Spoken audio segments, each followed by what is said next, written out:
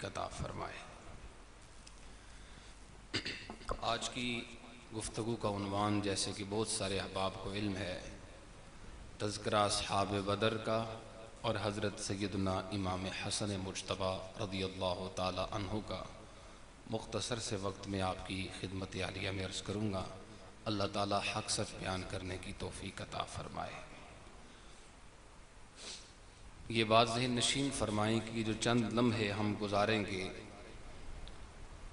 اور اس میں قرآن و حدیث اور صحابہ کرام کے تذکرے ہوں گے، یہ مختصر سا وقت روز محشر اس کی جزا جب ہمارے سامنے آئے گی دے گا، اور پھر جب اللہ تعالیٰ جنتیوں کو جنت میں بھیج دے گا تو بھی ایک حسرت جو ہے وہ ان کی باقی رہے گی، اور وہ حسرت یہی ہوگی کہ کاش جو وقت میں اللہ کی یاد میں نہ گزار سکا وہ وقت مجھے پھر ملے اور وہ وقت بھی میں اللہ کی یاد میں گزاروں۔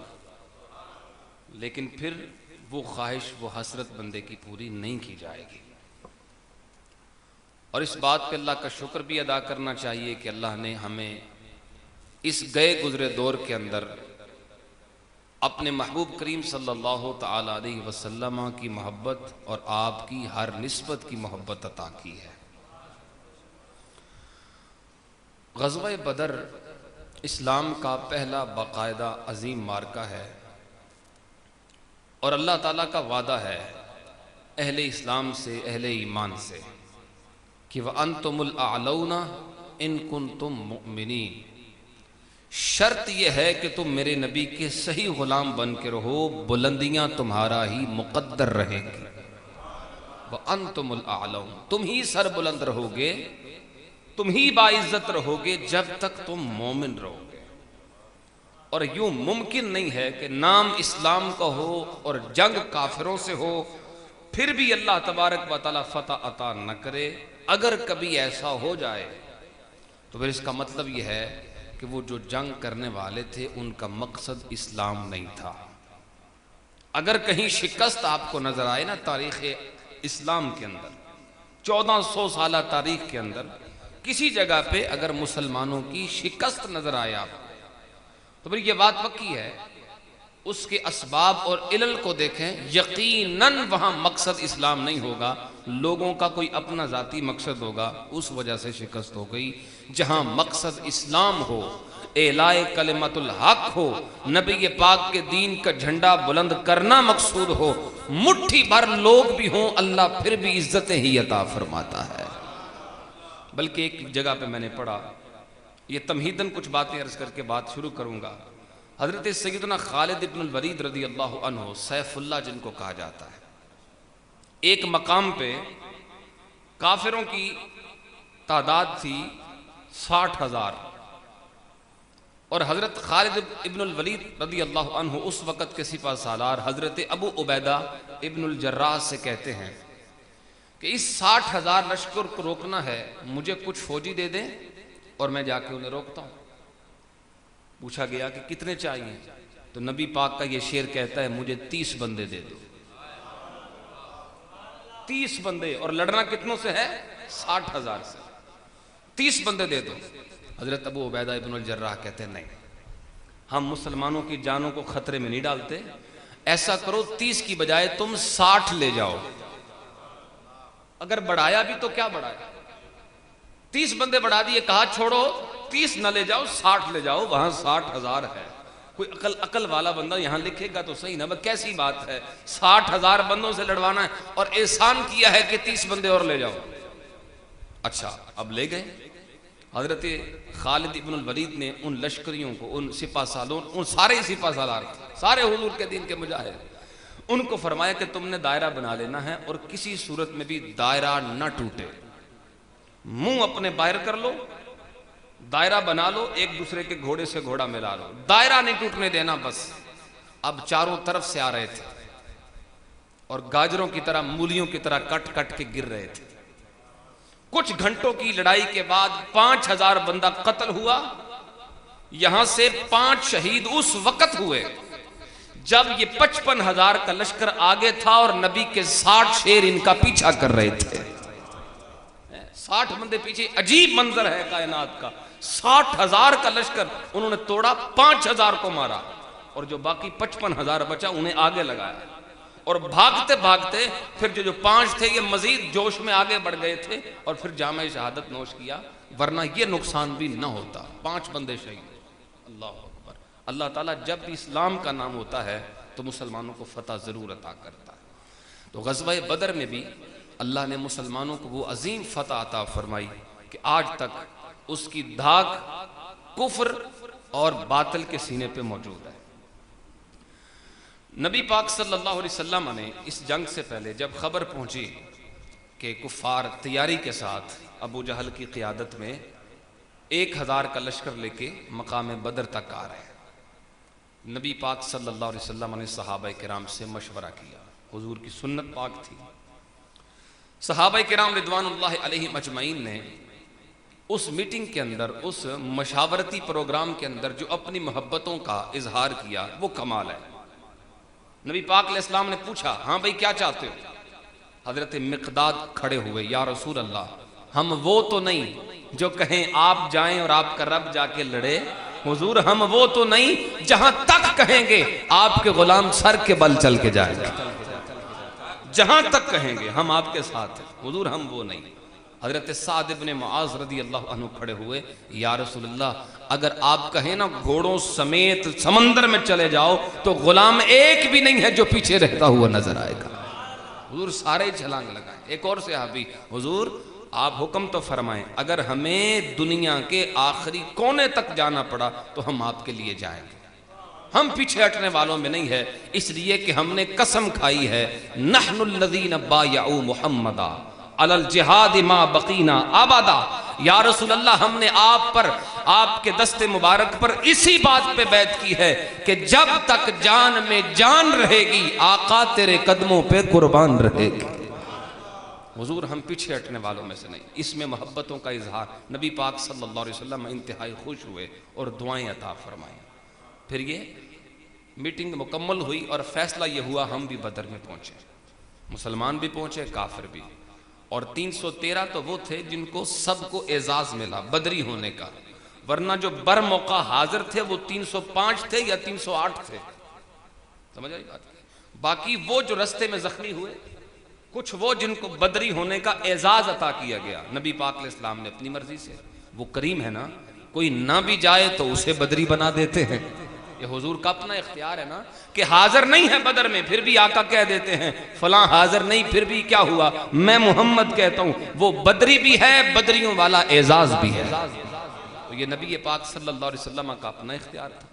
313 وہ جن کو بدری ہونے کا اعزاز ملا، ورنہ بر موقع جو موجود تھے یا 305 یا 308، اور 8 تلواریں ہیں، 2 ان کے پاس گھوڑے اور بقیہ کے پاس کھجوروں کے تنے ہیں، اور لڑنے چلے ہیں اس وقت کی ایک بڑی طاقت سے، ایک بڑی پاور سے، کفار قریش سے، کفار مکہ سے۔ اب جب نکل رہے تھے تو مدینے کے جو یہودی تھے ہمیشہ موقع کی تلاش میں رہتے تھے، وہ کہنے لگے خدا کے بندو کدھر جا رہے ہو، اپنی حالت تو دیکھو، جس کے پاس یہ اوپر والی چادر ہے اس کے پاس تہبند کوئی نہیں، جس کے پاس تہبند ہے اس کے پاس پوری 2 چادریں تمہارے پاس ہیں کوئی نہیں، تلواریں تمہارے پاس ہیں کوئی نہیں، اور جو ہیں ان پہ بھی دندانے پڑے ہوئے ہیں، اور چلے ہو مکے والوں سے لڑنے۔ تو مسلمانوں نے جو ان کو جواب دیا وہ حفیظ جلندری نے اپنے لہجے میں بیان کیا، اس نے کہا کہ تیغو تیر پر تکیا، نہ بھولے پر، تیغو تیر پر تکیا، نہ نیزے پر نہ بھالے پر، تیغو تیر پر تکیا، نہ نیزے پر نہ بھالے پر، بھروسہ ہے تو اس سادی سی کالی کملی والے پر رہے۔ ہمیں بھروسہ انہی پہ ہے بس، اور انہی کے سہارے ہم چل پڑے ہیں، انہی کے کہنے پہ نکل پڑے ہیں۔ صحابہ کرام رضوان اللہ علیہم اجمعین نبی پاک علیہ السلام کے ساتھ۔ اچھا، ایک مقام پر، ایک منزل پر پہنچ کر حضور نے، نبی کریم صلی اللہ علیہ وسلم نے چند جو بچپن کی عمر میں صحابہ تھے ان کو پیچھے بھیجا کہ تم بچے ہو، ابھی نہ آؤ، پھر کبھی آنا، جن میں حضرت عبداللہ ابن عمر تھے، برا بن عازب تھے، انس ابن مالک تھے، دیگر صحابہ کرام جو نابالغ تھے یا چھوٹے تھے ان کو پیچھے بھیجا۔ حضرت عمیر رضی اللہ تعالیٰ عنہ، ان کی عمر تھی 16 سال، اور یہ نبی پاک کی نگاہوں سے چھپنے کی کوشش کر رہے تھے کہ کہیں ایسا نہ ہو کہ نگاہ مجھ پر پڑ جائے اور مجھے بھی آرڈر ہو جائے کہ پیچھے چلے جاؤ. شوق شہادت تھا, شوق جہاد تھا. یار یہ کسی میلے میں تو نہیں جانا نا, یہ تو شوق ہوتا ہے بچوں کو بھائی چھپ جائیں تاکہ ہمیں بھی ساتھ لے جائیں. یہ شوق تو تب ہو نا کسی میلے پہ جانا ہو. یہ تو موت اور زندگی کا کھیل ہے. یہاں تو سر کٹانے کی بات ہے, یہاں تو جان لٹانے کی بات ہے, اور یہاں پر تو جان کی بازی ہارنے کی بات ہے. پھر یہ شوق کس بات کا؟ اس کا مطلب یہ ہوتا ہے جس کو عشق لگ جائے نا, عشق جس کو لگ جائے پھر زندگی کی پرواہ نہیں رہتی, محبوب کی خوشی ہی نظر آتی ہے. ان کو اس بات کا فکر نہیں تھا کہ یہ جان جائے گی نہیں جائے گی, ان کو اس بات کا فکر تھا جو جاتے ہیں آقا ان پہ خوش ہوتے ہیں. وہ صرف نبی پاک کی خوشی چاہتے ہیں, کیونکہ جو جا رہے تھے نبی کریم صلی اللہ علیہ وسلم ان کے لیے دعائیں بھی کر رہے تھے اور خوشی کا اظہار بھی کر رہے تھے. تو بچے سمجھ گئے بھئی یہ کام کریں تو سرکار خوش ہوتے ہیں. انہوں نے یہ نہیں دیکھا بھئی جانا کدھر ہے, انہوں نے دیکھا راستہ جو بھی ہو محبوب کی خوشی تو اسی میں ہے, اس میں محبوب کی خوشی جانا ہے. پھر جب نبی کریم صلی اللہ علیہ وسلم کی خدمت میں حاضر کیا گیا, حضرت عمر رو پڑے, حضور میں نے واپس نہیں جانا. نبی پاک نے پھر اجازت بھی دی, اور صرف اجازت نہیں دی بلکہ حضور کی اپنی تلوار کے ساتھ جو تلوار لٹکانے کے لیے چمڑے کی ڈوری تھی حضور نے اتار کے حضرت عمر کو عطا فرمائی. سپہ سالار جب کسی کو, کسی پہلوان کو یا کسی مجاہد کو اپنا ہتھیار دیتا ہے تو اس کا مطلب ہے وہ اس پہ اعتماد کر رہا ہے, اس کا مطلب ہے وہ اس پہ بڑا اعتماد کر رہا ہے. اور گویا یہ اشارتاً ان سے کہہ رہا ہے کہ میں نے تجھے اپنا ہتھیار دیا ہے, جب تک تو ہے مجھے کوئی نہیں ہرا سکتا. حضور کس پہ اعتماد کر رہے ہیں؟ ایک 16 سال کے بچے پر. اس کا مطلب یہ ہے آقا بتا رہے ہیں قیامت تک میں اپنا دین چھوڑ کے جا رہا ہوں, میرا دین اتنا عظیم دین ہے, میں نے اس دین کے لیے جب تک ایسا عشق موجود ہے بچوں پہ بھی اعتماد کیا ہے. یہ اصل میں اعتماد حضرت عمر پہ نہیں تھا, یہ اصل میں اعتماد ان کے عشق پہ تھا, اصل میں اعتماد ان کی محبت پہ تھا. اور یہ بتا رہے تھے قیامت تک جب تک میری امت میں ایسی عشق کرنے والی ہستیاں, ایسا پیار رکھنے والے لوگ موجود ہیں, اس وقت تک میرے دین کو کوئی نیچا نہیں دکھا سکتا. اللہ اکبر. میدان میں پہنچے, میدان میں پہنچے تو نبی اکرم صلی اللہ علیہ وسلم نے ایک دن پہلے میدان کا چکر لگایا. بڑی خوبصورت بات ہے, حضور نے میدان میں جا کے جگہ جگہ پہ نشان لگائے. صحابہ کہنے لگے حضور یہ نشان کیوں لگائے جا رہے ہیں؟ نبی پاک نے فرمایا کل فلاں کافر یہاں مرے گا, فلاں کافر یہاں مرے گا, فلاں کافر یہاں مرے گا. حضور نے نام لیے اور ان کی جگہیں متعین. صحابہ کرام رضوان اللہ علیہم اجمعین کہتے اگلے دن جب جنگ ختم ہوئی کہتے اللہ کی قسم جہاں حضور نے نام لکھ کے حضور نے جہاں نشان لگائے تھے 1 انچ بھی کوئی کافر وہاں سے آگے پیچھے نہیں تھا. جہاں جاتا جہاں جانا تھا کافر جاتے جہاں لیکن جب کسی نے مرنا تھا تو اسی جگہ پہ آ کے مرنا تھا, کیونکہ نبی پاک صلی اللہ علیہ وسلم کو اللہ نے یہ علم عطا کیا. اللہ اکبر. تو نبی پاک صلی اللہ علیہ وسلم کے لیے سب سے پہلے اس میدان کے اندر ایک مسجد بنائی گئی چھپر نما, جس کو مسجد عریش کہا گیا. سب سے پہلا یہ مسئلہ پیش آیا کہ اس مسجد عریش کی حفاظت کون کرے گا, حضور کی پہرے داری آج کون کرے گا, کیونکہ تعداد اتنی زیادہ تو نہیں کہ زیادہ تر فوجیوں کو اس جگہ پہ متعین کیا جائے, تعینات کیا جائے. اس لیے وہ ایک ہی ہوگا جو تنے تنہا حضور کی حفاظت کرے گا, کیونکہ یہ جنگوں کے قانون ہیں. دشمن کا زیادہ تر جو زور ہے اور اس کی توجہ ہوتی ہے وہ سپہ سالار کی طرف ہوتی ہے, کیونکہ سپہ سالار نہ رہا تو جنگ خود ہو نہیں سکتی, وہ لشکر بد دل ہو جاتا ہے. تو توجہ ساری کافروں کی ہونی ہے اس طرف, گویا 1000 بندے کی پوری توجہ اسی مسجد کی طرف ہے, اور بندہ چاہیے جو 1000 کی آنکھوں میں آنکھ ڈال کے حضور کی حفاظت کرے. حضرت علی المرتضی رضی اللہ عنہ سے کسی نے پوچھا من اشجع الناس, اے علی الپاک, حضرت علی پاک نے خود پوچھا کہ من اشجع الناس, لوگوں بتاؤ تمہیں سب سے بہادر کون نظر آیا؟ تو لوگوں نے کہا انتا یا علی, اے علی آپ ہی ہیں سب سے بہادر, اللہ کے شیر ہیں, آپ سب سے بہادر. آپ نے فرمایا نہیں میں نہیں ہوں. تو پوچھا گیا کون ہے؟ تو فرمایا ہوا ابو بکر. فرمایا وہ ابو بکر صدیق ہے. تو دلیل پھر خود دی آپ نے، دلیل دی، اور اس دلیل، دو دلیلوں میں سے ایک دلیل یہ تھی، فرمایا کہ جب بدر کے دن یہ مسئلہ تھا کہ کون ہے جو 1000 کافر کی آنکھوں میں آنکھ ڈال کے نبی پاک صلی اللہ علیہ وسلم کا پہرے دار بنے گا اور اپنی جان ہتھیلی پہ رکھ کے حفاظت کرے گا. کہتے سارے ابھی سوچ میں تھے کہ یہ میں فریضہ ادا کر سکوں گا یا نہیں. کرنا سب چاہتے تھے لیکن اپنے آپ پہ اعتماد اور یقین نہیں تھا کہ شاید کر سکیں گے یا نہیں. سب سے پہلے اس وقت جو تلوار لہرا کے میدان میں نکلا تھا وہ کوئی اور نہیں ابو بکر صدیق تھے. سب سے پہلے میدان میں نکلے. اور کیونکہ یہاں صرف یہ نہیں کہ آ کے جذبے کا اظہار ہے، نہیں، یہاں اس منصب پہ پھر پورا اترنا بھی تھا اور حفاظت کر کے دکھانی بھی تھی اور اپنے اوپر یقین ہونا چاہیے کہ میں یہ کر لوں گا.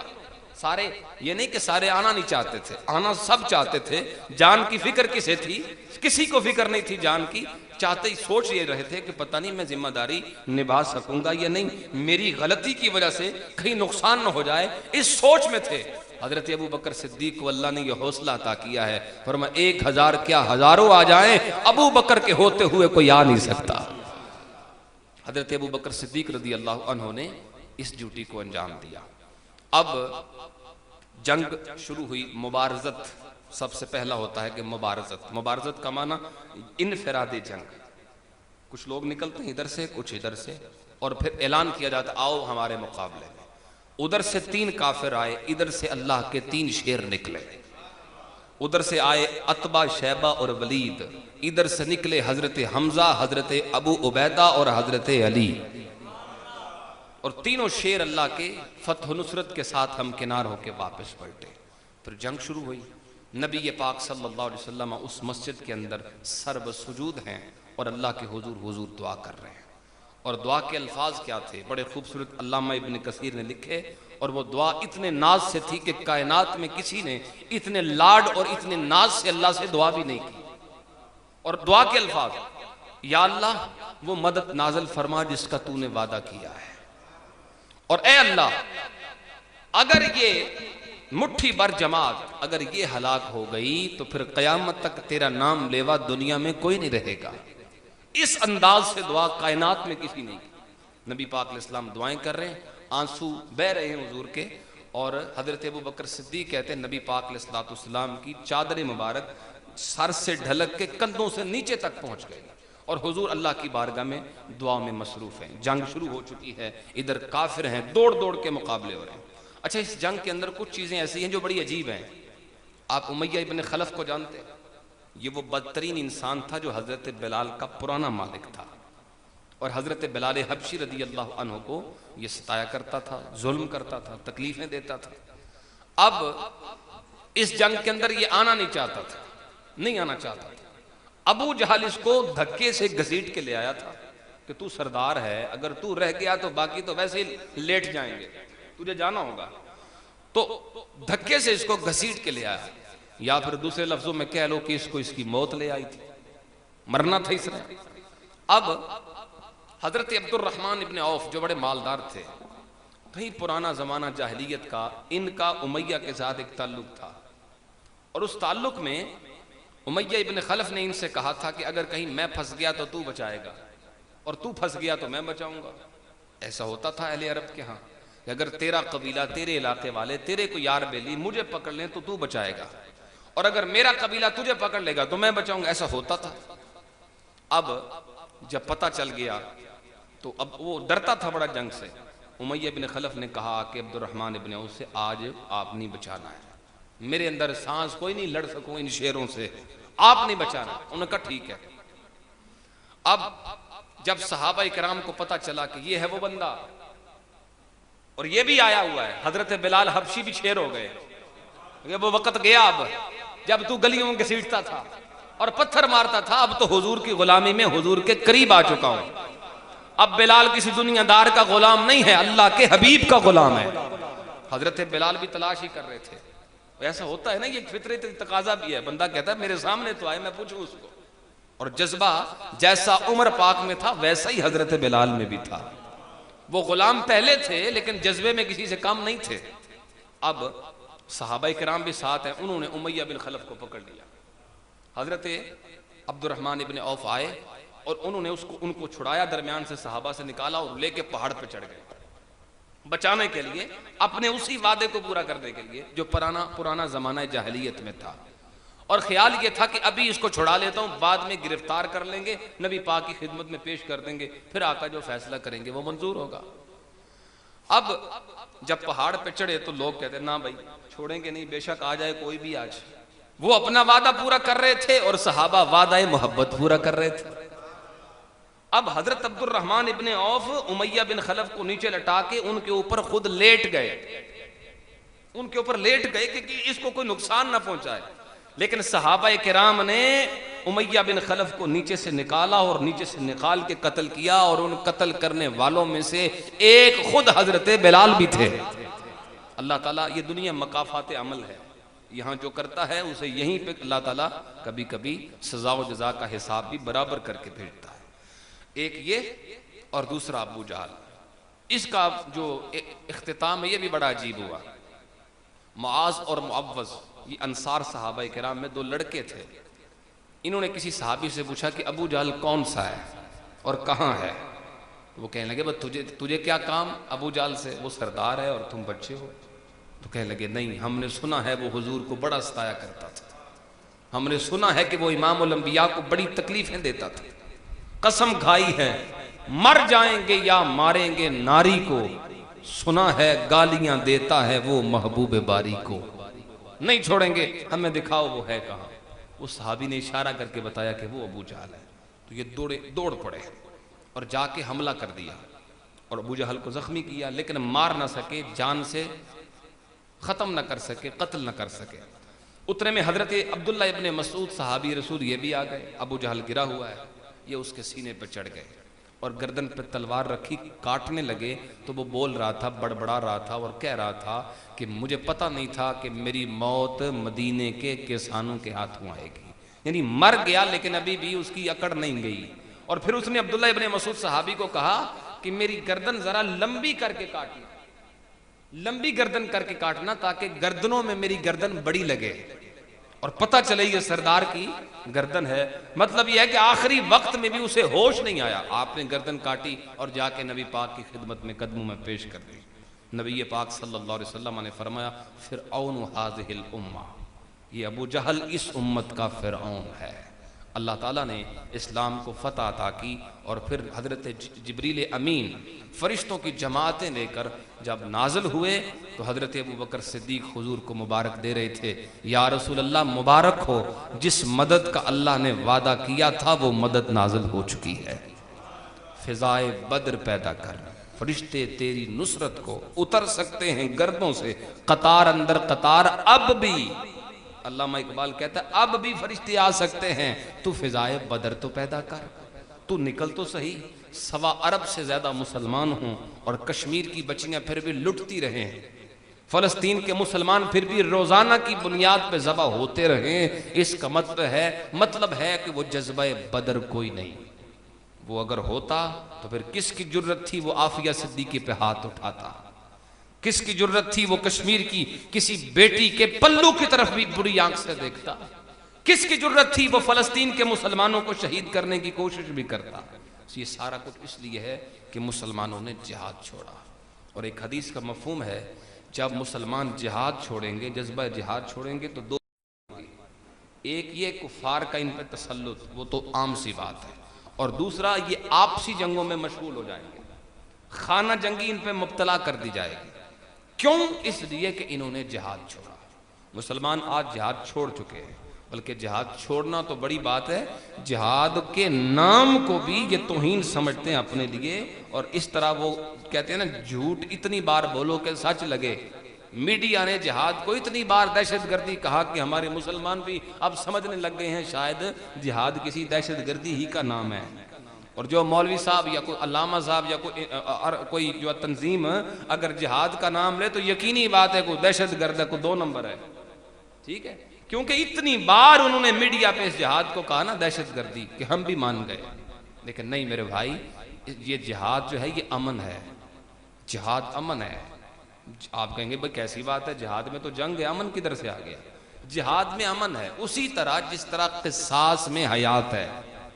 اللہ فرماتا ہے وَلَكُمْ فِي الْقِصَاصِ حیات، تمہارے لیے قصاص میں حیات ہے۔ قصاص کا مطلب کیا ہوتا ہے؟ قتل کے بدلے قتل، تو یہ تو قتل ہو رہا ہے، حیات کہاں سے آئی؟ ایک بندہ قتل کیا جا رہا ہے اور اللہ کا قرآن کہتا ہے یہ زندگی ہے۔ بھئی زندگی کیسی؟ یہاں تو بندہ مارا جا رہا ہے۔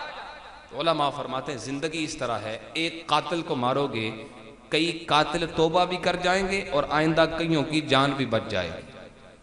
تو اسی طرح جس طرح قصاص میں حیات ہے، اسی طرح جہاد میں امن ہے۔ جہاد ایک بار کیا جائے گا، دنیا ساری پہ امن ہو جائے گا۔ اس لیے میرے بھائیو، ہمیں کم سے کم سوچیں درست رکھنی ہے۔ آپ کہیں کہ ہمیں کیوں سنا رہے ہو بھائی، ہم نے کوئی جہاد پہ تھوڑا ہی جانا ہے۔ اللہ توفیق دے، وقت آئے گا انشاءاللہ جہاد بھی ہو جائے گا، لیکن کم سے کم سوچے تو ٹھیک ہو نا۔ ابھی تک کے لیے ہماری سوچ تو ٹھیک ہو نا، دل میں وہ آرزو تو پیدا ہونا جو حضرت عمیر کی تھی، نبی پاک کے نام پہ قربان ہونے اور شہید ہونے کا جذبہ تو ہو نا۔ یہ سارا سنانے کا مقصد یہی ہے۔ اللہ تعالیٰ نے اسلام کو فتح عطا فرمائی۔ یہاں کافر مرے تھے 70 اور مسلمان شہید ہوئے تھے 14 مسلمان شہید ہوئے اور 70 کافر مرے۔ اچھا بڑی عجیب بات ہے حضرت قاری صاحب، 70 کافر مرے تھے، ان میں سے 30 اکیلے حضرت علی نے مارے تھے۔ ٹھیک ہے، جو اگر میچ ہو، کرکٹ کا میچ ہو، تو جو پلیئر وہ زیادہ سکور کرے یا زیادہ وہ لوگوں کو آؤٹ کرے، اسے کہتے ہیں مین آف دی میچ۔ تو میں کہتا ہوں اس جنگ کا مین آف دی میچ اگر دینا ہے نا تو پھر علی پاک کو دے دو۔ حقیقت ہے حضرت علی المرتضیٰ نے اکیلے 30 کافر مارے، باقی ساروں نے مل کے 40 مارے اور اکیلے علی کی تلوار سے 70 مرے۔ اور یہ صرف ایک جنگ میں نہیں، ہر جنگ میں علی پاک مین آف دی وار رہے، ہر جنگ کے اندر اللہ پاک نے۔ اور یوں اگر کہہ لو تو بالکل غلط نہیں ہے، اللہ نے حضرت علی کو اپنا شیر بنایا ہی اس لیے تھا۔ شیر اسی کام کے لیے ہوتا ہے، ہر کسی کی ایک خصوصیت ہے نا، خصوصیت ہے اپنی اپنی۔ حضرت ابو بکر کی اپنی خصوصیت ہے، حضرت عمر کی اپنی، جناب علی کی اپنی خصوصیت ہے۔ ان کا نام علی ہے، نام لیتے ہی جو بے جان بندہ ہو اس میں بھی زور آ جاتا ہے۔ تو علی پاک کو اللہ نے رکھا ہی زور لگانے کے لیے، طاقت لگانے کے لیے ہے۔ گویا طاقت الہی کا، قدرت الہی کا مظہر اللہ پاک نے حضرت علی المرتضیٰ کو بنایا۔ یہ جنگ مکمل ہوئی، مسلمانوں کو عظیم فتح اللہ پاک نے عطا فرمائی۔ آج تک کفار جب ہسٹری پڑھتے ہیں، تاریخ پڑھتے ہیں تو حیران ہوتے ہیں کیسے یہ لوگ تھے جو کھجوریں کھاتے تھے، کھجور سے روزہ رکھتے تھے، اسی کھجور سے افطار کرتے تھے اور پھر جنگ بھی کرتے تھے، اور جنگ بھی ڈنڈوں کے ساتھ کر رہے تھے اور جیت بھی گئے۔ یہ کیسی بات ہے؟ اصل بات میں نے جو پہلے تھی وہ آپ سے کر دی، اور وہ کیا ہے؟ نام اسلام کا ہو اور جنگ ہو کافروں سے، ہو نہیں سکتا اللہ پاک فتح عطا نہ کرے۔ اگر کسی جگہ پہ ایسا نہیں ہوا تو اس کا مطلب یہ ہے ان جنگ کرنے والوں میں خرابی ہے، ان کی نیت ٹھیک نہیں ہے، ان کا مقصد اسلام نہیں ہے۔ برائے نام اسلام ہو سکتا ہے، حقیقت میں خود پسندی ہے، اپنا کو مقصد ہو سکتا ہے۔ دوسرا عنوان میں بس بات مکمل کرنے والا ہوں۔ حضرت سیدنا امام حسن مجتبیٰ، 15 رمضان المبارک ان کا یوم ولادت ہے۔ حضرت امام حسن رضی اللہ تعالی عنہ جب پیدا ہوئے تو گھٹی حضور نے اپنے لعاب کی عطا فرمائی۔ یہ کائنات میں یہ شانیں بڑی کسی کو نہیں ملتی، یہ خاص لوگوں کا حصہ ہے، جن کے قدموں کو بلکہ یوں کہہ لو کہ جن کے نالین کو چومنے کے لیے اللہ کا عرش بھی ترستا ہے، ان کا لعاب۔ حضرت ابو ہریرہ رضی اللہ عنہ فرماتے ہیں کہ میں جب بھی حسن کو دیکھتا ہوں مجھے رونا آتا ہے۔ لوگ پوچھتے تھے کہ آپ کیوں روتے ہیں؟ تو فرمایا میں نے وہ منظر دیکھا ہے جب امام الانبیاء کی گود میں حضرت امام حسن ہوتے تھے اور حضور حضرت امام حسن کا منہ پکڑتے تھے اور اپنی زبان امام حسن کے منہ میں ڈال دیتے تھے۔ اللہ، بندہ سوچ نہیں سکتا، تصور نہیں کر سکتا، جس کے منہ میں زبان رسول اللہ کی ہو خدا ہی جانے وہ کیا بنا ہوگا۔ ایک بار جس طرف وہ مسکرا کے دیکھ لیں وہاں جنتیں بنتی ہیں، وہاں جنت کی رحمتیں، اللہ کی رحمتیں برستی ہیں۔ ایک بار جس کو ہاتھ لگا لیں آگ اس کے قریب نہیں آ سکتی، بلکہ یوں کہہ لو حضرت نبی پاک صلی اللہ علیہ وسلم جس زمین پہ قدم رکھ لیں اللہ اس زمین کو جنت بناتا ہے. خدا ہی جانے مولا حسن کیا بنے ہوں گے کہ جن کے منہ میں زبان رسول اللہ پاک نے عطا فرمائی. رسول اللہ صلی اللہ علیہ وسلم نے جن کے منہ میں. اور اچھا نبی کریم صلی اللہ علیہ وسلم یہ بھی مشہور ہے کہ آپ باہر تشریف لے گئے اور اپنے کندھوں پہ حضرت امام حسن کو بٹھایا. کسی صحابی نے دیکھا تو کہا یا رسول اللہ یہ سواری بڑی اچھی ہے, یعنی وہ محبت کا انداز تھا, یہ سواری بڑی خوبصورت ہے. نبی پاک نے فرمایا سوار بھی تو خوبصورت ہے, جو سوار بنایا گیا وہ بھی تو شانوں والا ہے. محبتوں کا اظہار نبی پاک صلی اللہ علیہ وسلم اس طرح فرماتے تھے. فرمایا کہ جو میرے حسن سے محبت کرتا ہے اے اللہ تو اس سے محبت کر قیامت کی صبح تک. اللہم انی احبہ, یا اللہ میں اس سے پیار کرتا ہوں, جو اس سے محبت کرے فاحبہ, تو اس سے محبت کر. اور پھر ایک مقام پہ فرمایا بخاری شریف میں ہے کہ ان ابنی ھذا سید, حضور اپنی گود میں بٹھاتے ہیں منبر پہ ہیں اور فرمایا یہ میرا بیٹا سردار ہے, سردار ہے. اور سرداری کا نبی پاک صلی اللہ علیہ وسلم نے سرداری کی علامت بھی بتا دی. فرمایا لعل اللہ ان یصلح بین الفئتین العظیمتین من المسلمین. فرمایا یہ سردار اس لیے ہے اس کی وجہ سے اللہ مسلمانوں کی دو عظیم جماعتوں کے درمیان صلح کروائے گا. جو مسلمانوں میں فساد کا باعث بنے وہ سردار نہیں ہوتا, جو مسلمانوں میں صلح کا سبب بنے وہ سردار ہوتا ہے.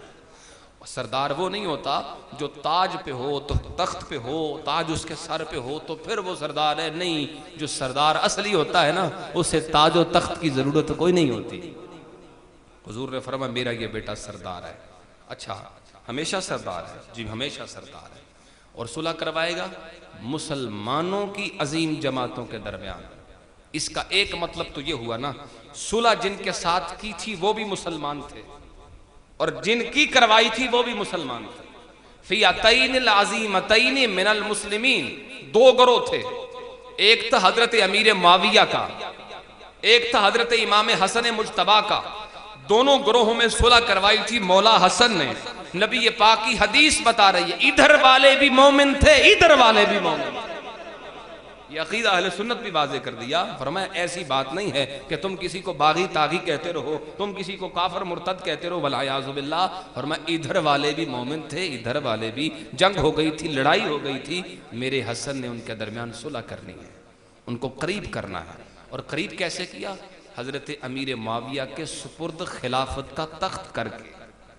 اچھا یہاں پہ سوال ہے, جو سردار جو کسی کو تخت دے دیتا ہے, اب ظاہر سی بات ہے سردار وہ خود تو نہیں رہتا, جو کسی کو تخت دے رہا ہے سردار تو اب وہ بن گیا نا جس کو اس نے بنایا ہے. اب یہ خود تو سردار نہ رہا, تو اس کا مطلب یہ ہوا پہلے سید تھے اب نہ رہے, کیونکہ اب تخت دے دیا ہے, صلح کے بعد دے دیا. نہیں, نبی پاک فرما دے ان ابنی ھذا سید. اس کانٹیکسٹ پہ غور کریں, اس ترتیب کلام پہ غور کریں. اس کا مطلب ہے نبی پاک بتانا چاہتے وہ اور لوگ ہیں جنہیں سرداری کے لیے تاج و تخت کی حاجت ہے. یہ میرا بیٹا ہے, اسے تاج و تخت کی حاجت نہیں, یہ تخت حکومت پر ہو پھر بھی سردار ہے, اور یہ مصلی رسول پہ ہو پھر بھی سردار ہے.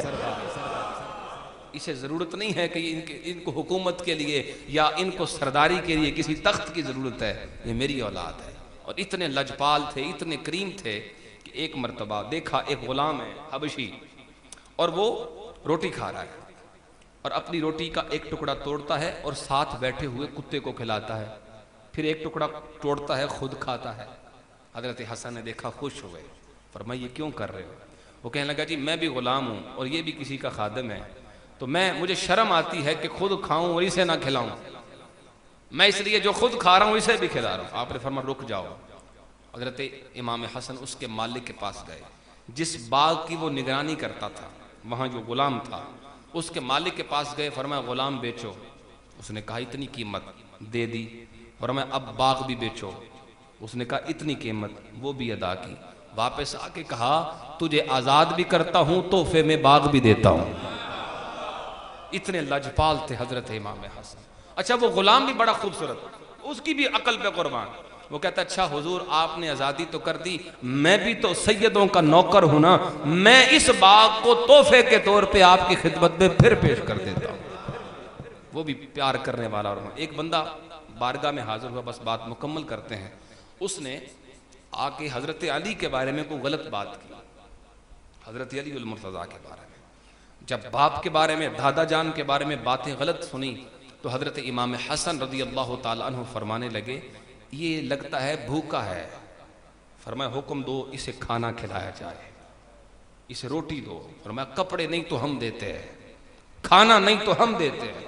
جب اس نے یہ کرم دیکھا, یہ لجپالی دیکھی, تو کہنے لگا اشہد انک من اولاد الرسول, میں گواہی دیتا ہوں تو نبی کا سچا بیٹا ہے, تو حضور کا بیٹا ہے. میں مان گیا اس بات کو کہ یہ لجپالی نبی پاک صلی اللہ علیہ وسلم کی ہو سکتی ہے یا آپ کی اولاد کی ہو سکتی ہے. میں یہاں پہ ایک جملہ کہتا ہوں, یارو جو گالیاں دینے والوں کو مال دیتے ہیں, خدا ہی جانے وہ پیار سے نام لینے والوں کو کیا دیتے ہوں گے.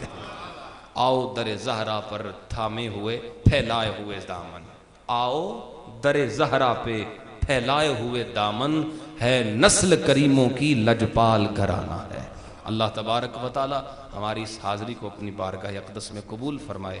اللہ تعالی ہم سب پر ان پاکان امت کی نگاہ توجہ عطا فرمائے اور ہمیں ان پاک لوگوں کی سیرت پہ چلتے ہوئے زندگی گزارنے کی توفیق